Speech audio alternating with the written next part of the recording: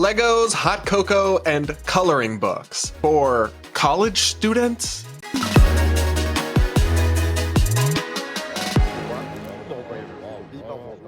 I'm Brad Polumbo, and we're going to break down the crazy campus coddling that's going down for Election Day and so much more on today's episode of the Brad vs. Everyone podcast, my daily show where I take on the craziest ideas from across our politics and across the internet, all from an independent perspective. First, happy Election Day. I'm filming this midday Tuesday, so it'll be way too early to have any results or discuss any of that by the time this comes out. But we'll talk about a couple election-related stories and some adjacent internet drama and so much more on today's show. First, though, we've got to check in on Georgetown, because the way that this prestigious university is treating its college students on Election Day is absolutely pathetic. The Georgetown School of Public Policy is offering students a self-care suite to help them cope and de-stress after the election, and it is one of the most pitiful things I've ever seen.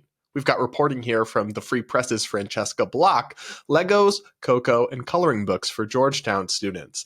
At the McCourt School of Public Policy, officials are offering mindfulness options to cope with the election. The only thing missing is a blankie. She writes, on Wednesday, the day after the election, most of us are going to roll out of bed, have our breakfast, and get on with our day, no matter which presidential candidate wins. But students at Georgetown University's McCourt School of Public Policy, where diplomats and policymakers are molded, have another option. They can play with Legos. Seriously. The story gets even more ridiculous when you look at the details of what they're offering and why. In an email to McCourt students, Jacqueline Clevenger, the school's director of student engagement, introduced the school's post-election self-care suite. In recognition of these stressful times, she wrote, all McCourt community members are welcome to gather in the third floor commons to take a much-needed break, joining us for mindfulness activities and snacks throughout the day. The actual agenda for the day is breathtaking. 10 a.m. to 11 a.m., they're offering tea, cocoa, and self-care. From 11 to 12 p.m., there'll be a Legos station.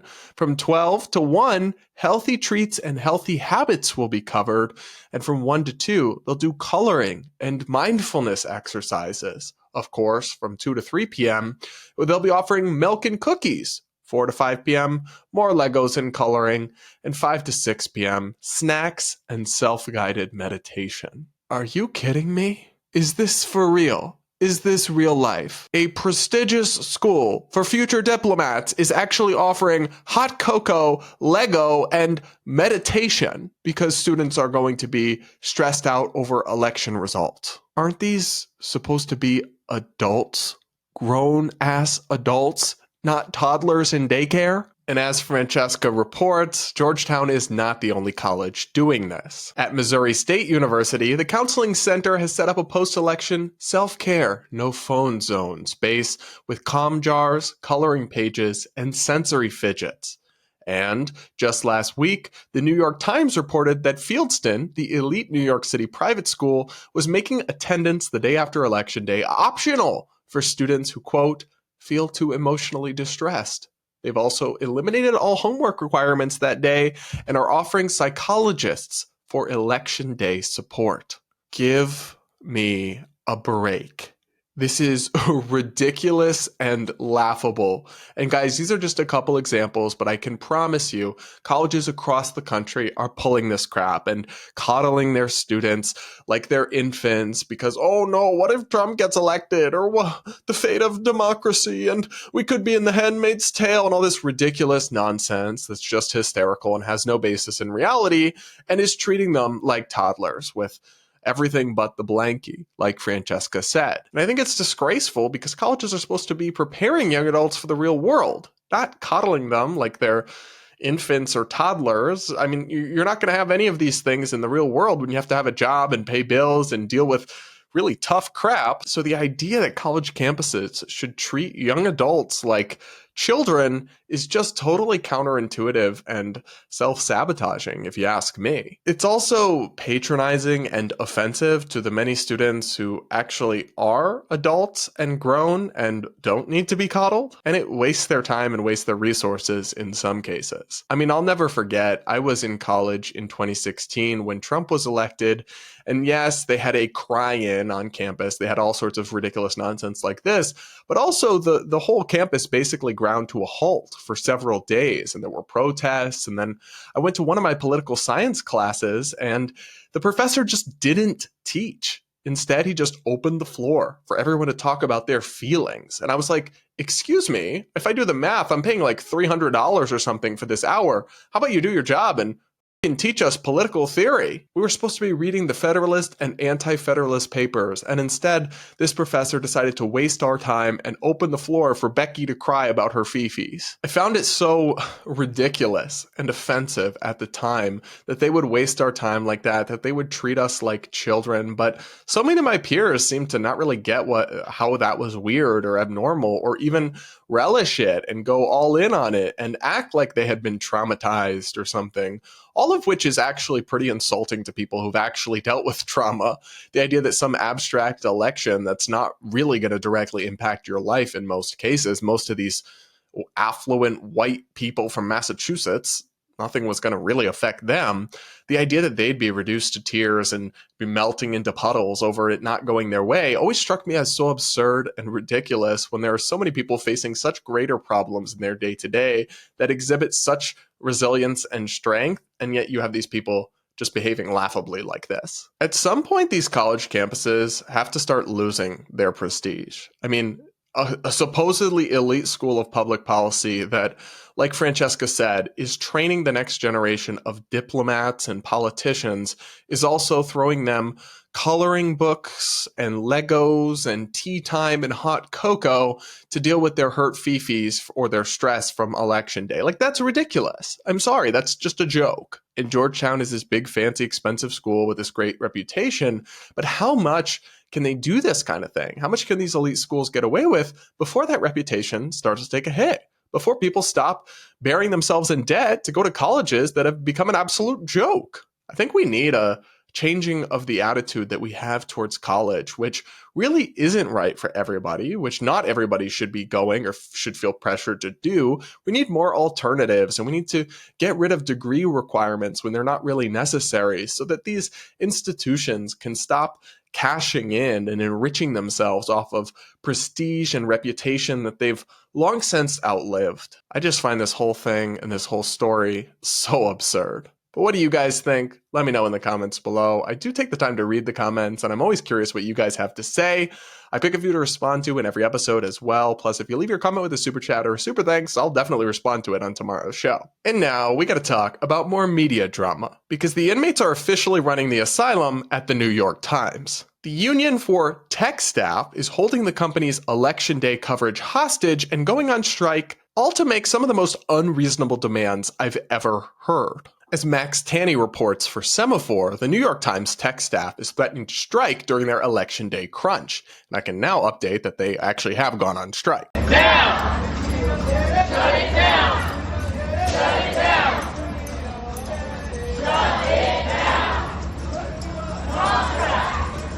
Now! The Times Tech Guild, a union of 600 members, largely software engineers, which operates separately from the newsroom union, voted overwhelmingly to authorize a potential strike. The threat has rattled the paper's management, including some leaders in the newsroom, which relies heavily on tech. The paper receives peak volumes of traffic around the elections, including on specialty products such as its election needle. So they're holding hostage one of the biggest days for the newspaper to make their demands. Part of the reason that's so problematic is that the demands they're making are ridiculous. They're demanding a 4-day work week with significant increases in pay, full coverage of all healthcare premiums, and non-performance-based annual bonuses, all of which the company estimates would cost about $100 million over 3 years. No big deal, of course. Just pennies. The union also proposed a ban on scented products in break rooms, unlimited break times, and accommodations for pet bereavement, as well as mandatory trigger warnings in company meetings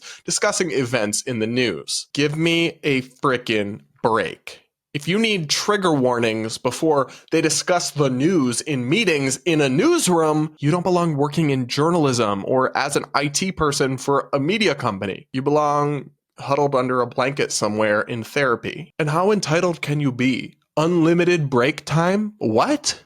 In what universe is that a reasonable demand to make of an employer? And look, having just lost a pet recently myself, I'm very sympathetic to the grief and trauma that's involved in that, but you don't need bereavement leave. You could use a couple personal days and get back to work. Okay? I didn't miss a beat. And some of the other things they're demanding would probably be illegal if the Times actually gave in to their demands. For example, they've demanded more money for non-white staff and others for underrepresented communities to attend conferences. So, give extra benefits to people of some skin colors over others. Sounds illegal, racist, and regressive, but okay. And they've also demanded language that would prioritize non-citizens in the US on visas in the case of layoffs. I do get that in that you wouldn't want to lay off people who then will lose their legal status to be in the US, but it should probably be based on merit and who's the most important to the company. And also, I think discriminating against citizens versus non-citizens like that is probably illegal. But here's the demand that this union of tech workers, not journalists, but tech workers at the Times is making that I find to be the most ridiculous and absurd. The union has continued to push for a provision on journalistic integrity that would allow the non-editorial union to have a say in editorial decisions, including the right to request letters to the editor not be published. Sorry, but this is insane. Newspapers don't survey the janitors for their opinions on editorial decisions, and nor should they be surveying the IT folks or giving them any sort of veto power or ability to stop things from being published in the newspaper. That's not their job, and if they can't handle the fact that things might be published that they don't like, they probably shouldn't work at a newspaper to begin with. You have these people entering newsrooms in non-journalistic roles that are bringing in this really toxic worldview that wants to censor the publication and assert ideological control and weaponize their power as people who understand or control the infrastructure that runs a place to exert that control in areas they're really not supposed to, and to enrich themselves and make unrealistic demands while they're at it. But no, they're just fighting for a fair wage, guys. Wrong again. A spokesperson for the paper also said that while the union has argued that the strike is a fight for fair wages, the average total compensation of someone in the tech guild unit, including salary, bonuses, and restricted stock options, is $190,000 annually. $40,000 more on average than journalists in the Times Guild. So these people are paid incredibly well, have great benefits, and are out-earning the journalists that actually work at the newspaper. But they're victimized, are making insane demands, want more money, and want to exert editorial control over the paper. Once again, the inmates are running the asylum. And this is not just happening at the New York Times, but we've seen this play out at the Washington Post and many other places. You have a new generation of people coming into the company that are so woke, they're anti-journalism, they're anti-classical liberalism, because even the old school journalists at these places who were definitely Democrat, who were definitely liberally biased, they still believed in free speech and different ideas and debate and journalistic curiosity and not just serving one side and at least trying to be fair and balanced. But now you have a new generation of radicals taking over these newsrooms with their insane demands and trying to hold the entire industry hostage. As long as these people are coddled and enabled, the mainstream media will continue to decline and implode upon itself. And in a sense, I think that's really sad, because I think these institutions are important and they have wonderful and historic legacies in many cases. But in another sense, it's no less than they deserve for enabling this insanity, and it's only going to help independent media and content creators like myself. What do you guys think of this story? Can you imagine having these people working for you at your company? Let me know in the comments below, and do hit that like button while you're at it. And now we're going to talk about one of the craziest internet stories I've seen in a minute, because a conservative influencer just came out of the closet in the creepiest way imaginable. It all started when Harry Sisson, who's one of these white dude TikTok influencers who shills for the Democrats, who I think I've talked about a couple times here on the past. What's up, everybody? Harry Sisson here, proud Gen Z Democrat. Well, he posted a picture with some other of these Democrat TikTokers, and he wrote, "We're Gen Z voters, and we all proudly voted for Kamala Harris. Real men support Harris." And there's a photo attached of him and these other 19, 20-year-old kids posting with their Harris gear. So it's cringe, right? Or real men vote for Harris. Okay, the testosterone levels in this image aren't the highest, okay? But they support Harris. They have their talking points. I've discussed some of them in the past. Whatever. Keep scrolling, right? That's not what one person decided to do. And this is where Robert J. O'Neill enters the story, a former member of SEAL Team 6 who claims credit for killing Osama bin Laden, but has now become a pretty outspoken right-wing voice in the media. He posted the creepiest response to this original tweet I could have imagined. He wrote, "You're not men, you're boys. If there was no social media, you would be my concubines." Oh, that's one way to come out of the closet as a gay rapist who's very into much younger men. One of the guys in the photo replied, "Hey, I'm the boy on the right, so just to confirm, ... you want 5 boys to be your sex slaves?" It's really an unhinged tweet. I don't know what to say. It's so strange. Even his right-wing supporters in the comments were like, "Oh, that's not, no." Okay, but maybe his tweet was a mistake. Maybe he didn't know what the word concubine means. There's no way he actually just replied to a bunch of 19-year-old boys and said that he would rape them if he could. That'd be an insane thing for a public figure to post on the internet with their full chest.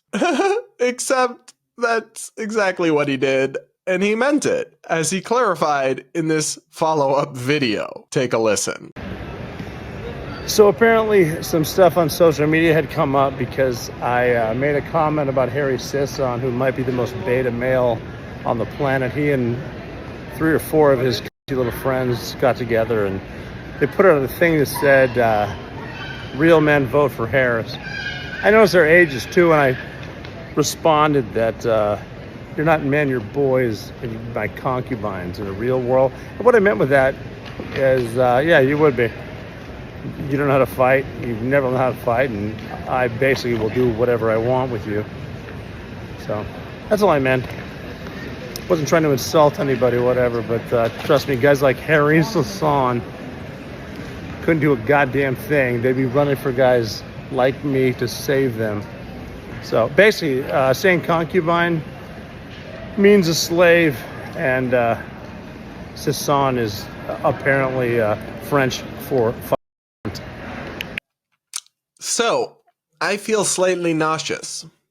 He really did just double down on this insanity and say, yes, I would do whatever I want with them and make them my concubines, which refers to a very specific kind of slave. This is so unhinged. I barely even know what to say about it, other than that I think extreme partisan politics and tribalism can truly break people's brains, both on the left and the right. And we're witnessing with this guy the unraveling of somebody who should be a national hero, if he's really the guy that took out Osama bin Laden, into a creepy lunatic right before our eyes. So remember, guys, never drink the Kool-Aid this much, and maybe don't casually threaten to assault people sexually on the internet. Just a thought.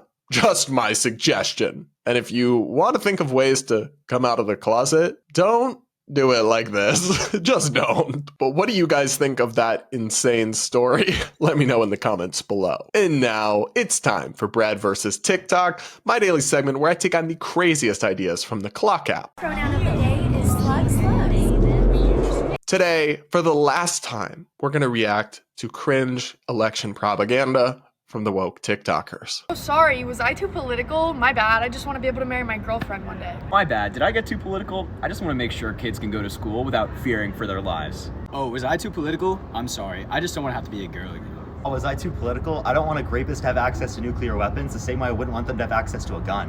Oh, estaba siendo demasiado político, es solamente que no quiero que deporten a todos mis seres queridos que aportan tanto a este país. Did I get too political? My bad. I just want to make sure my trans siblings have bodily autonomy. Oh, sorry. Did I get too political? I just don't think men should be in charge of women's reproductive health.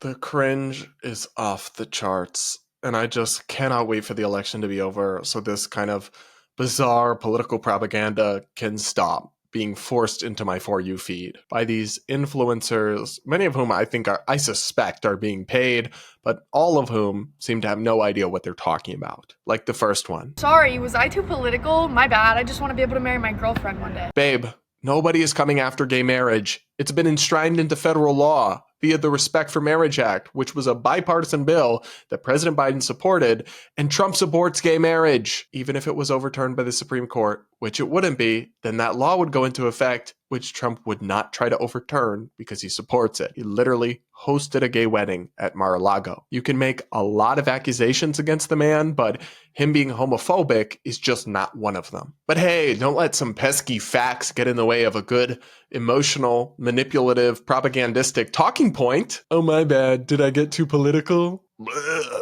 My bad. Did I get too political? I just want to make sure kids can go to school without fearing for their lives. And I'm sorry, but I find this so disgusting. This notion that if you elect Democrats, schools will just be safe for kids and no more school shootings will happen. Actually, tons of horrible school shootings happened during the 8 years that Obama was president. Multiple horrific school shootings have happened as Biden's been president the last 4 years. The idea that Democrats have some magic policy cure-all, if they just pass universal background checks or one of their other ideas, that will cure this sickness in our society where people are committing these heinous acts is a lie. And it's a horrible thing to promise people a false sense of security and manipulate people with these tragedies and lie to them and say you can make them stop if they support you. It's just peak propaganda. Oh, was I too political? I'm sorry. I just don't want to have to be a girl again. I mean, assuming this person is a full-grown adult, I don't really think anybody's going to stop them from taking hormones and going about their life. But yeah, they might make them stop giving kids sex changes. And they might bar biological males from women's sports. If they go further than that and they start restricting trans adults' right to live their life how they want, I'll speak out against it because I believe in freedom for everybody. But if they stick to the stuff I mentioned,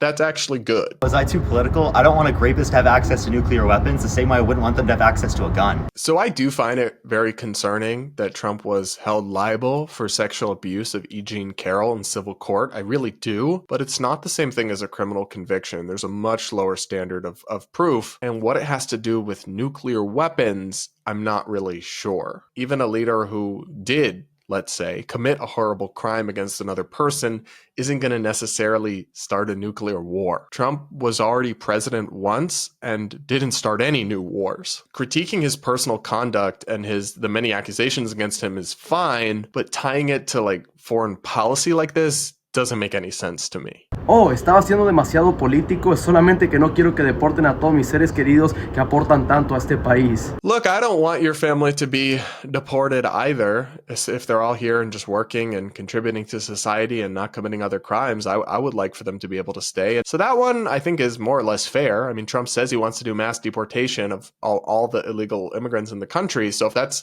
not something you support, that's actually a fair warning. It's at least based in what Trump actually wants to do, unlike some of these other things that are based in imaginary, hypothetical, fake things Trump doesn't actually want to do. Did I get too political? My bad. I just want to make sure my trans siblings have bodily autonomy. Okay, I mean, I also want trans adults to have bodily autonomy, but it is a little bit rich to hear that coming from the lockdown vaccine mandate crowd. And something tells me this person's idea of trans people having bodily autonomy includes the sterilization of minors, which I am not on board with, actually. Oh, sorry. Did I get too political? I just don't think men should be in charge of women's reproductive health.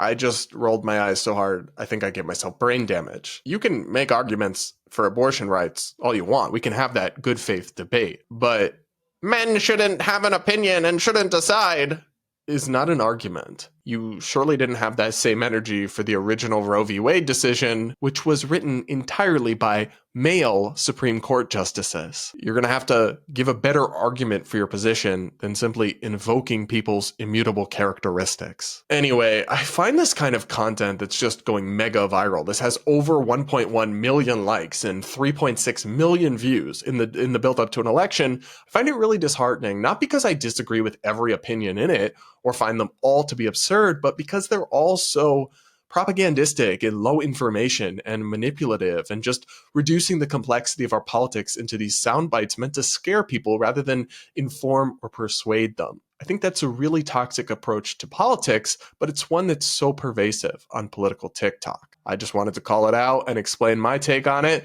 but you let me know what you think in the comments below. And now I'll wrap up today's show by reading a few of your comments from yesterday's episode. One person writes, "Hey Brad, calling for help here. I don't know if these news have reached out there, but here in Spain, in Valencia, they're going through really tough stuff right now. There have been torrential rains and whole towns have been swallowed by mud. There are more than 200 deaths and counting, with more than 1,500 lost people. Almost every car has been lost. The water and mud grew to +2 meters in some places. Everything inside so many houses and small businesses has gone to trash. It's cold and they need clothes and food and basic hygiene products. I know it's probably difficult to send help from so far away, but anything you can do would be highly appreciated. If you could just make people out there know about this, it would be amazing. Thank you so much." Well, I'm sending love to you and to all my listeners and followers in Spain. If you want to email me some links to where we could donate, I'd be happy to help fundraise for some support.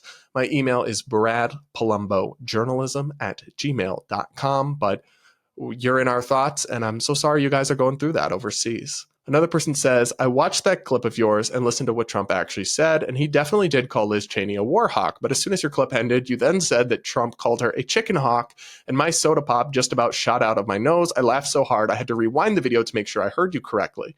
You see, I am a normal gay that was exposed to gay culture in the 90s, and back then, whenever you heard a gay man refer to somebody else as a chicken hawk, he was definitely not talking about war or politics. Perhaps you did not know this, but there's an alternate meaning to the word chicken hawk. If you wanted to start nasty, salacious rumors about someone, you'd use that term.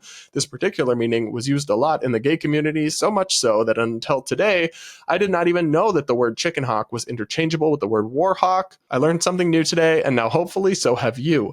I had no idea that that word had some sort of sexual innuendo meaning. I've never heard of it like that. To me, I thought a chicken hawk is like somebody who is a war hawk and wants to fight wars, but is a chicken and won't serve in them. That's the way I had heard that word and the way I meant it. But good to know. Maybe I'll retire that one from my vocabulary. Another person says about my outfit yesterday, "The dog on your shirt looks like Reggie. I think that was your late dog's name. What a sweet tribute." Yes, Reggie is the name of my late dog. And I got that sweater before my boyfriend got it, and it's a stencil of his face. And I still wear it. And I get sad, but I miss him a lot. And I like to think about him, though. Even though it makes me sad, I try not to push it down or push it out of my mind. I'd rather feel the feelings and feel the loss and think about him and all the good times. Another person says, "Love your work. Just want to say you would make a great looking Superman. You should play him in a Babylon Bee sketch." Well, thank you so much. I'm definitely going to take that as a big compliment. And you let the Babylon Bee know that my services are available. Another person wrote, "In another video on this same topic, I answered Anderson Cooper's question like this. The normal gays are people like Brad Polumbo. The weird gays are people like the people Brad features on his show." Well, thank you for that compliment. And I remember I used to title some of my videos "Normal Gay Reacts," and that would trigger people. But I think anybody who's being honest knows exactly what is meant by that term and knows exactly what is meant by the not so normal gay people. All right, everybody, that's it for this episode of the Brad vs. Everyone podcast. Thank you so much for tuning in. Please do make sure you're subscribed if you aren't yet. Do hit that like button before you go, and do comment with your thoughts. I do read the comments, and I take the time to respond to a few on every episode. So if you leave your comment with a super chat or a super thanks, I'll definitely respond to it on tomorrow's show. And with that, have a good election night. Don't stay up too late waiting for results, because we probably won't even know for several days. And we'll talk again tomorrow.